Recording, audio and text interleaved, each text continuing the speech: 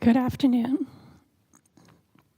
Welcome to Unity Church-Unitarian. I'm Reverend Laura Cowton. I'm the Minister of Congregational Care. I bid you all welcome here today, those joining us online, virtually, and those who have gathered here in person, as we celebrate and remember the life of Jean Bard. We gather together to mourn, to celebrate, and to say goodbye. Following our service today, you're invited to meet with the family and gather in the parish hall for a reception. Welcome to this time and place where sorrow and joy and memory and hope join to create a living memory of Jean, whose presence in this life brought spirit and sustenance by touching so many. Today, together, we join in the ancient tradition of celebrating a life well lived through song and music and story. The gift of this occasion will itself become a source of sustenance for those who live on to remember Jean Bard. We are mindful that many faith traditions inform our individual journeys, and we hold with gratitude the foundations of love and service that those traditions hold in common. In keeping with Unitarian Universalist tradition practiced here at Unity Church, we light a chalice which transforms wax into pure light and warmth. It reminds us of our own living, transforming the stuff of this world into the love and activity of our daily lives. As we remember Jean, may today bring forth transformation in ourselves, in our own lives. From grief, healing. From memory, wholeness. And from celebration, love.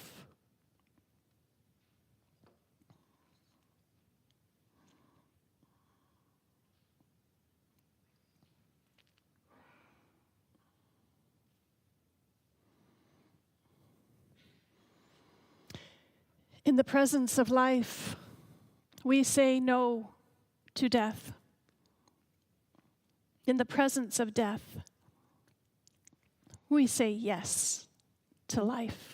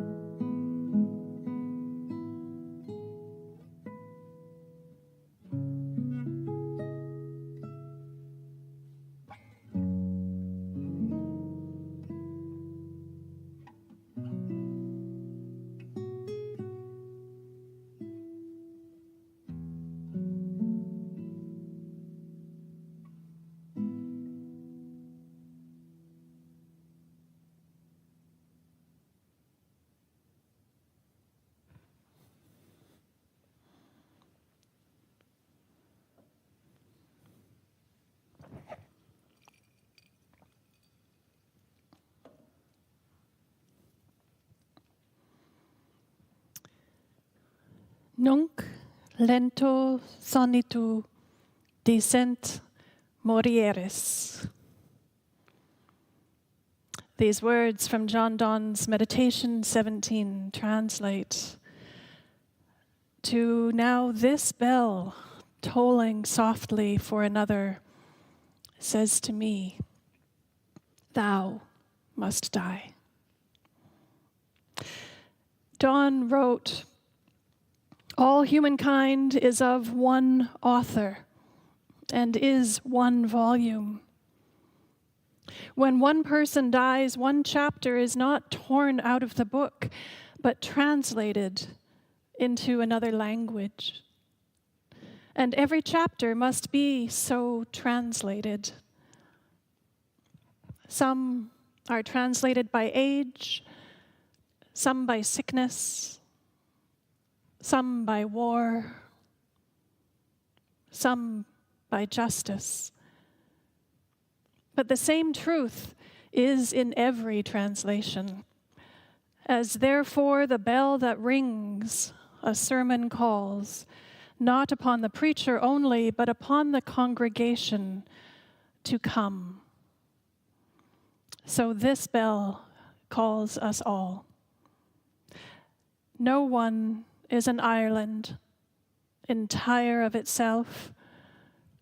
Everyone is a piece of the continent, a part of the main. Any death diminishes me because I am part of humankind, and therefore never send to know for whom the bell tolls. It tolls for thee. Friends, we meet here today to mourn the death and pay tribute to the life of Jean Bard. Death draws us together in the deep felt emotions of the heart.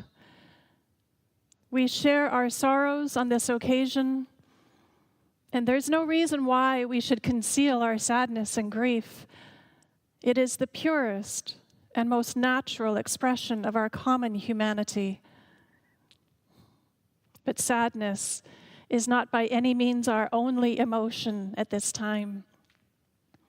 It is sweetened and tempered by fond memories of Jean and by gratitude for his love and affection, for his warmth and kindness, and for the example which he sets for us. The twin themes of our ceremony are grief and gratitude. Although we do not claim to know what happens to us after we die, we do know that death comes to us all. This fact is what awakens us to the awareness that our lives are finite and numbered and precious. And we also know that each of us will, at some point in our life, face grief. There's not one way to grieve. It is not a straight path. Grief knows its own time and rhythm. We each grieve in our own way and will grieve in our own ways. At a service such as this, we recognize that something has been lost that will not be returned to us except through stories, memories, dreams, and imagination. And it is through sharing these things that this part of Jean is restored to us.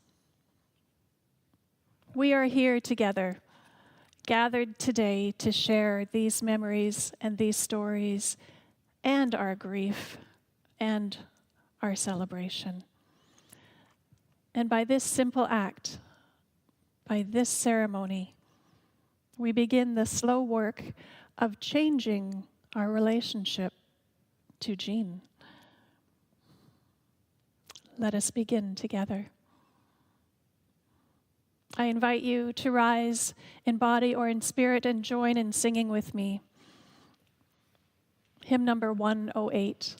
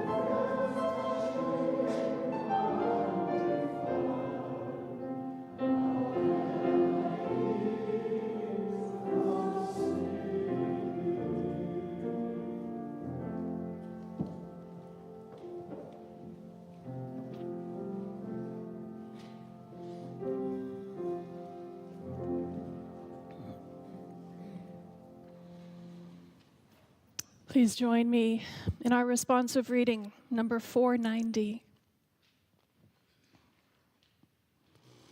You do not have to be good. No.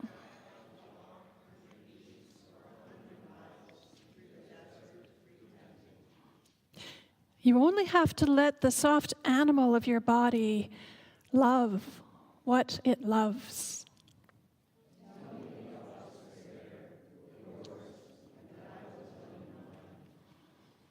Meanwhile, the world goes on.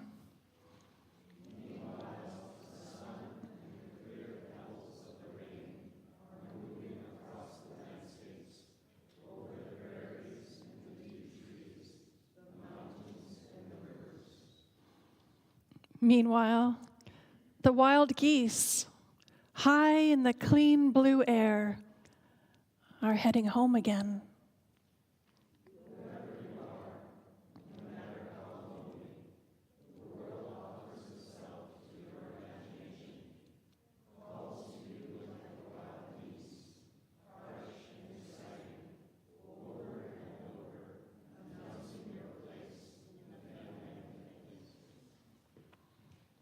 Thank you.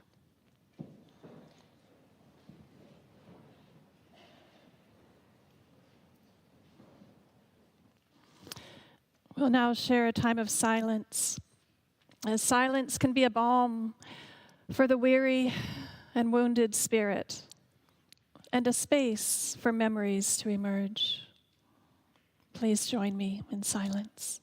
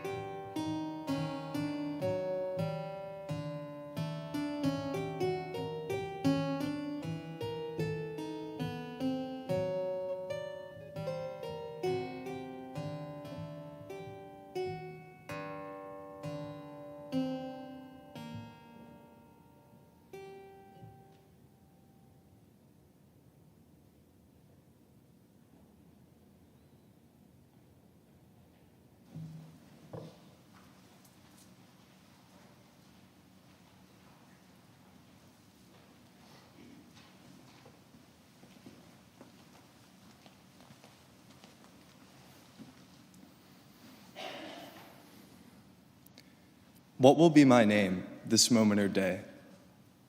Will it be written by what others say? Maybe by weather that is delightful, perhaps by an interaction frightful. I seek my name, seek congruence, find a mind to weigh influence.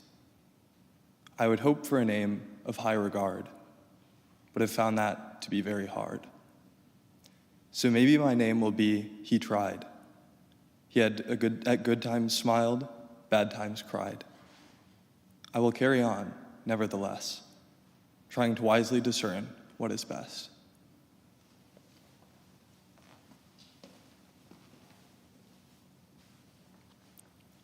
What I loved in the beginning, I think, was mostly myself. Never mind that I had to, since somebody had to. That was many years ago. Since then, I've gone out from my confinements, though with difficulty. I mean, the ones that thought to rule my heart, I cast them out. I put them on the mush pile. They will be nourishment somehow. Everything is nourishment somehow or another. I have become a child of the clouds and of hope.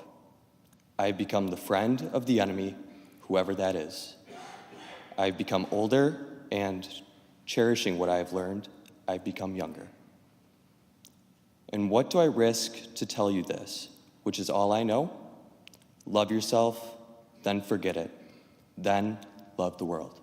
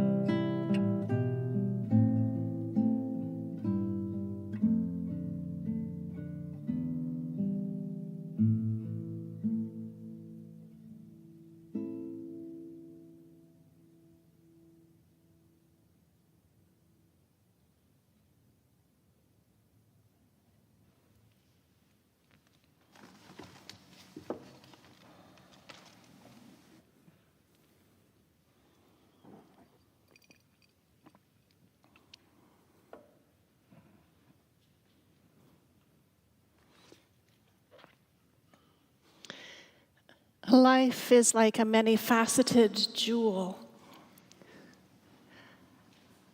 Each one of us, our memories, our interaction with that life is just but one facet of that jewel.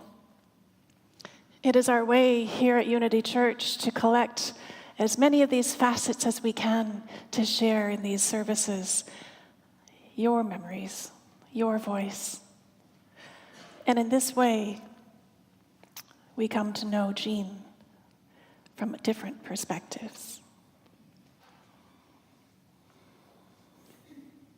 From Paul Anderson.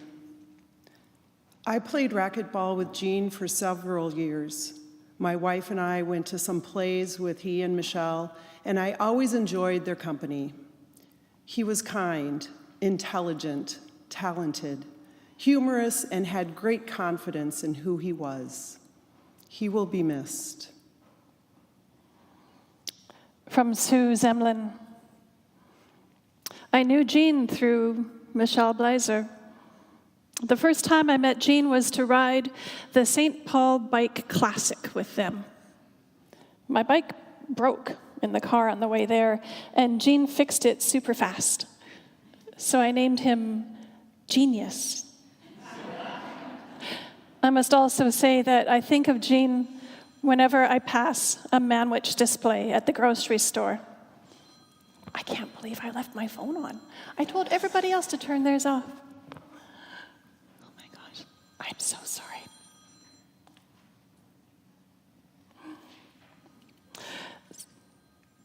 Whenever I pass a manwich display at the grocery store. If you know, you know, he said.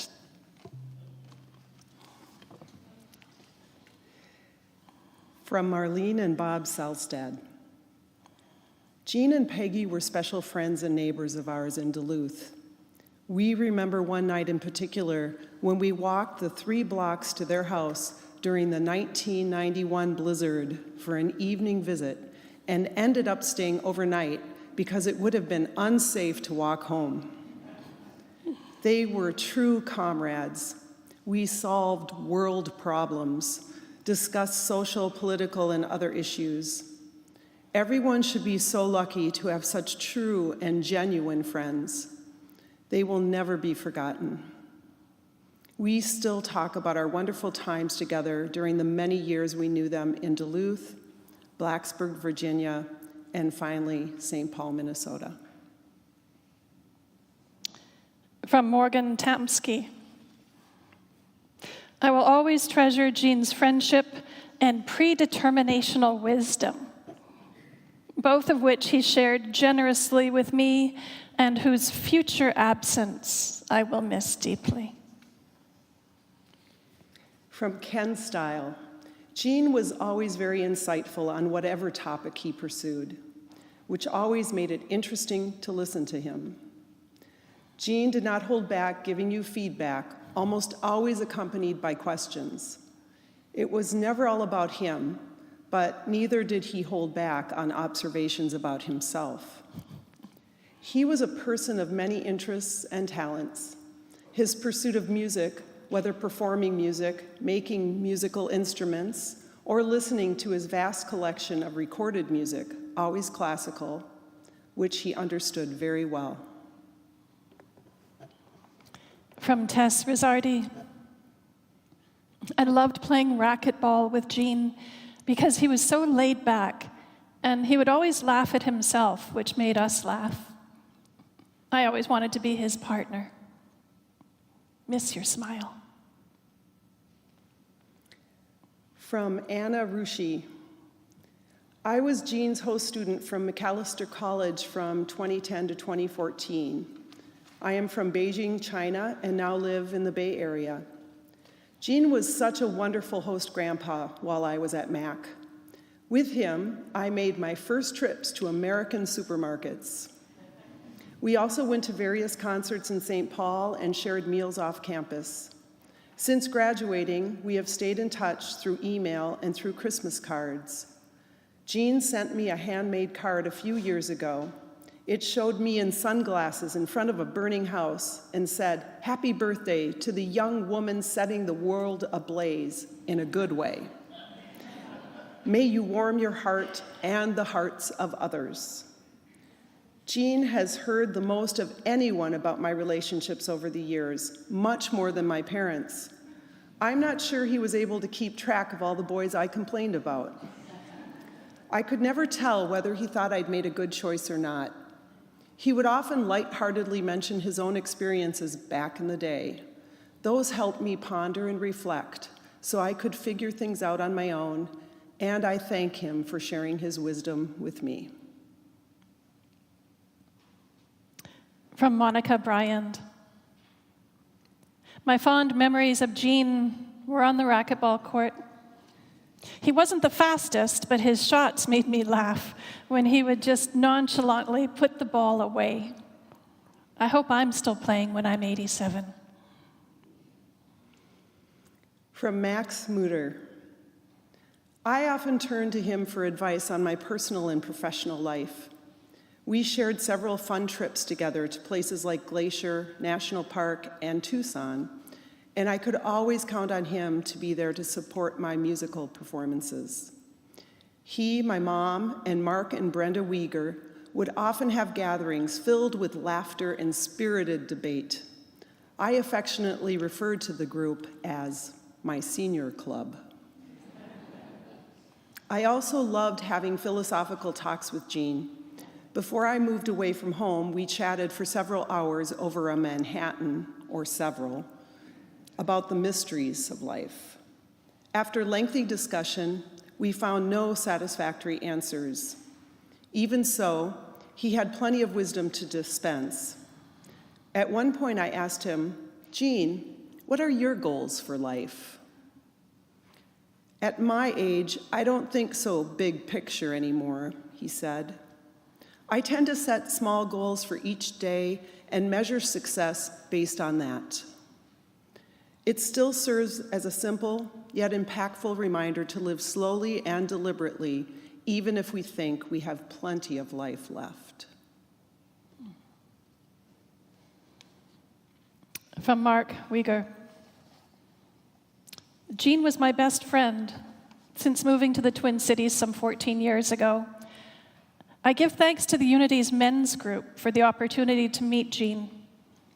He not only grew to be a friend, but by virtue of his being 14 years my senior, he was a mentor.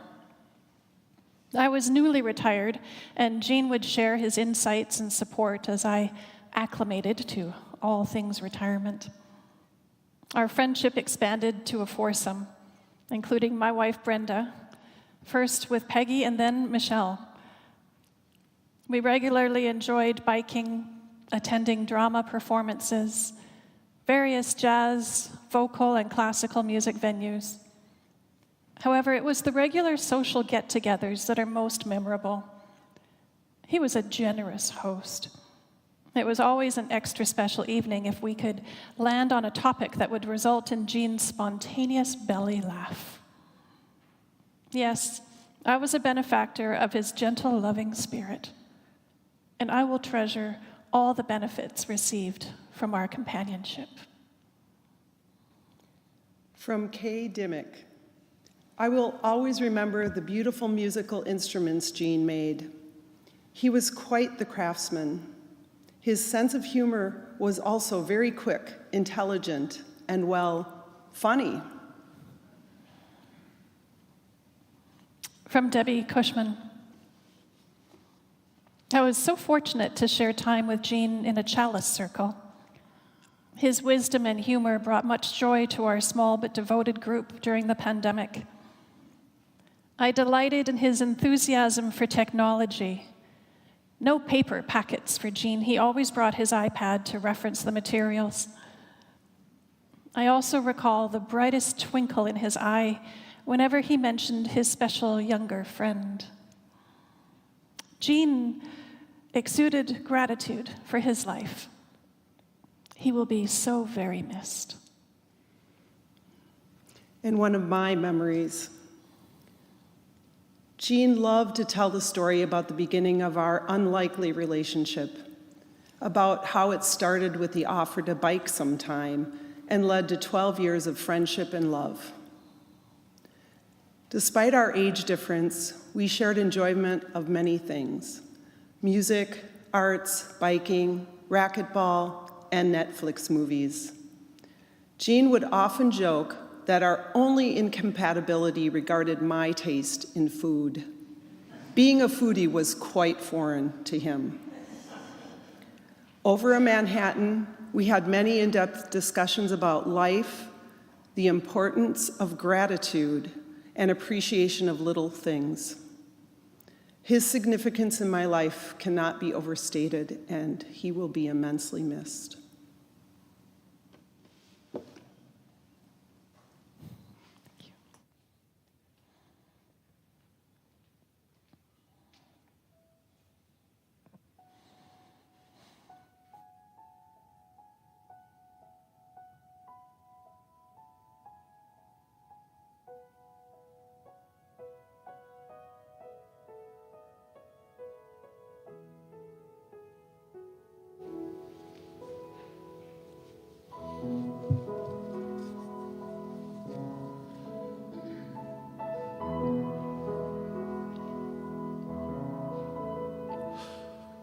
For below me I feel no motion, standing on these mountains and plains, far away from the rolling ocean. Still my dry land heart can say, I've been sailing all my life now. Never harbor or port have I known. The wide universe is the ocean I travel, and the earth is my blue boat home.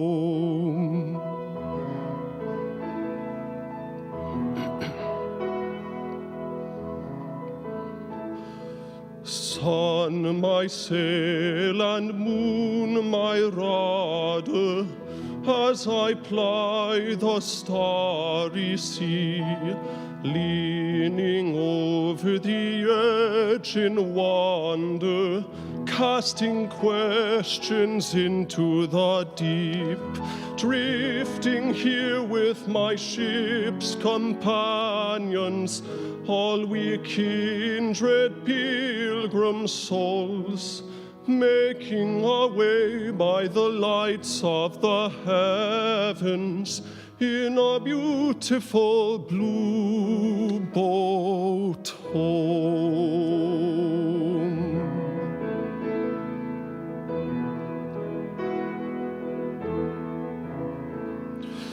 I give thanks to the waves upholding me, hail the great winds urging me on. Greet the infinite sea before me, sing the sky my sailor's song. I was born upon the fathoms, never harbor or port have I known. The wide universe is the ocean I travel, and the earth is my blue boat home.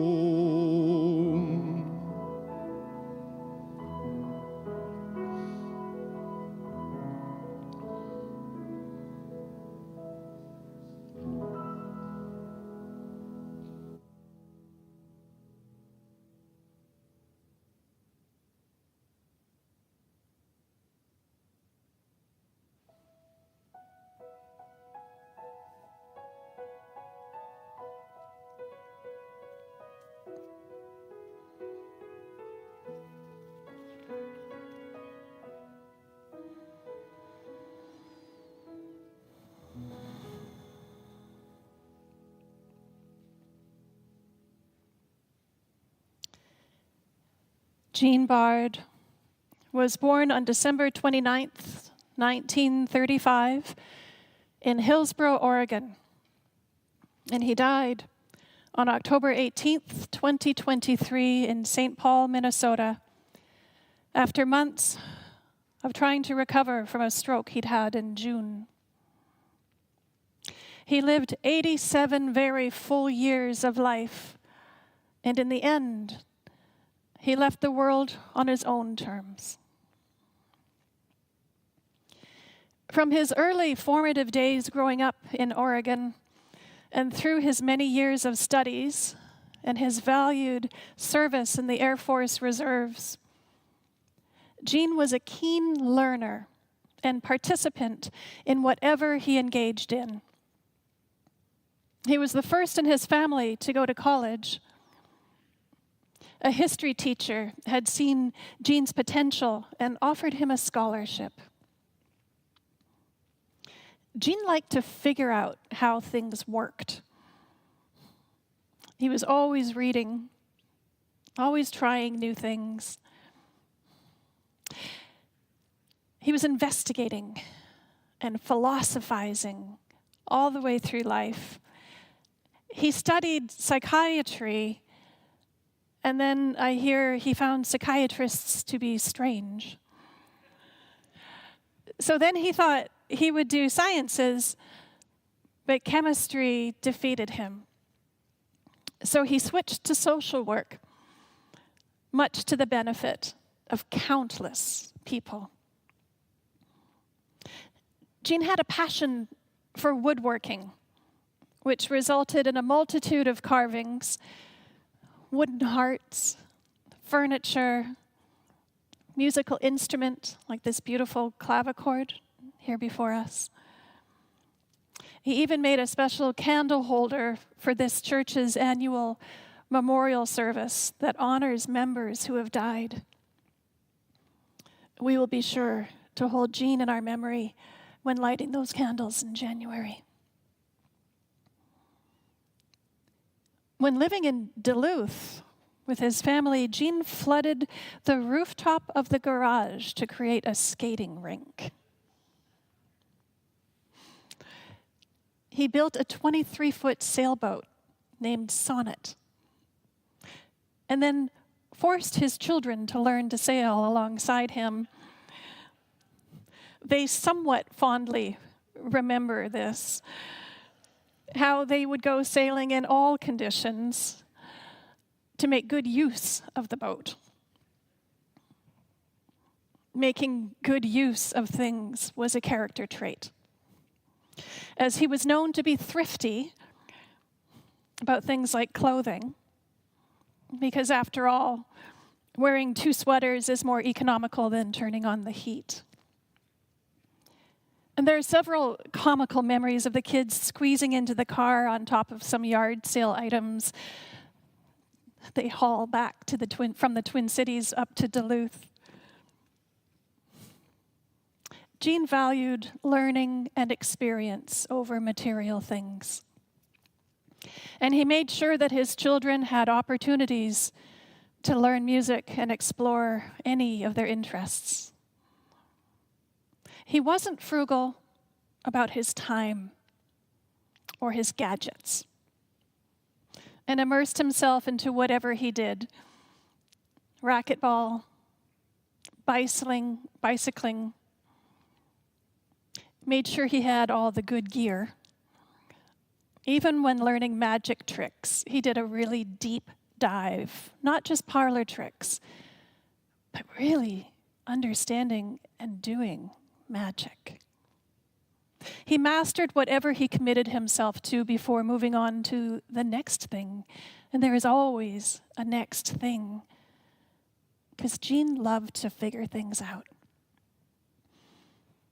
He was an early adopter of all things technology, even getting into TikTok and Facebook and creating an account to connect with his grandkids so they could play games online with their papa.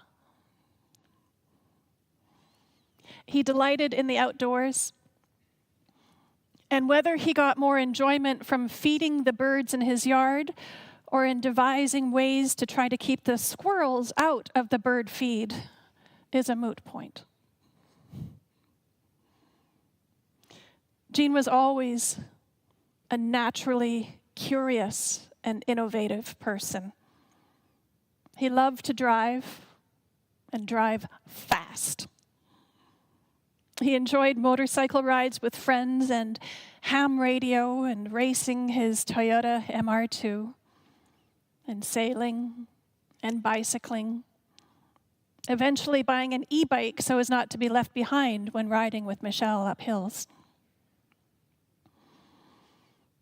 He was also a deep thinker and engaged in Unity's chalice circles with a caring and generous presence. Jean was blessed with 46 years of happy marriage to Peggy, raising a wonderful family together.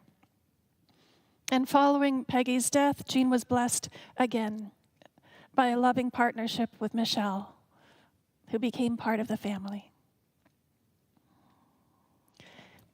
Jean valued kindness and humor in his relationships, traveling the world for adventure and also supporting education and international goodwill by volunteering and hosting international students. Most of all, Jean was a kind, warm-hearted, and loving person. He was a beloved father, grandfather, significant other, family member, and friend. Jean touched many lives and will continue to do so, as our lives have all been enriched by his. May we remember him well.